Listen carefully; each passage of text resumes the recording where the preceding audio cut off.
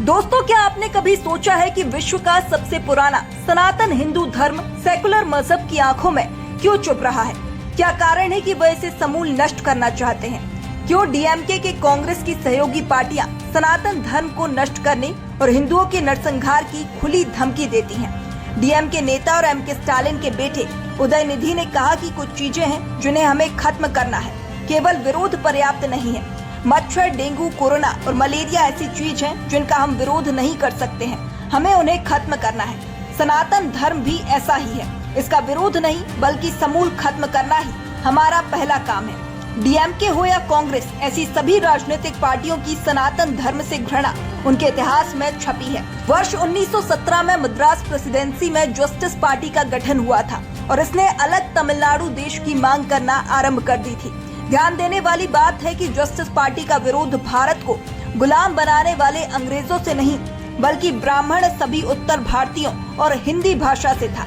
अंग्रेजों के समर्थक थे और सार्वजनिक रूप से अपील करते थे कि अंग्रेजों को भारत में बने रहना चाहिए। जस्टिस पार्टी के पीछे वास्तव में सही कहा था कि भारतीयों को बांटने और राज करने की अंग्रेजों की नीति का एक महत्वपूर्ण हिस्सा था।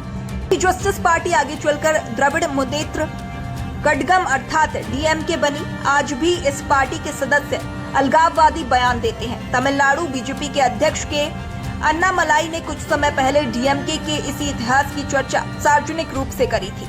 अब बात भारत को स्वतंत्र करने का दावा करने वाली कांग्रेस और डीएमके के रिश्तों की।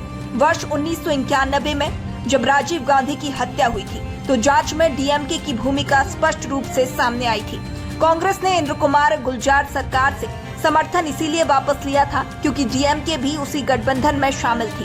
वर्ष 2000 तक कांग्रेस पार्टी डीएमके की कट्टर विरोधी रही, लेकिन जैसे ही सोनिया गांधी की पकड़ कांग्रेस पार्टी पर मजबूत हुई, उसने इस नीति को बदलकर डीएमके के साथ गठबंधन कर लिया। अर्थात सोनिया गांधी ने अपने ही पति राजीव गांधी की हत्या के आरोपियों के साथ हाथ मिला लिया। ऐसे में लगता है कि कांग्रेस और डीएमके के इस गठबंधन के पीछे असली उद्देश्य सनातन धर्म का सर्वनाश करना ही था। इस सबके बड़े उद्देश्य के लिए कांग्रेस ने राजीव गांधी के हत्यारों को भी क्षमा कर दिया।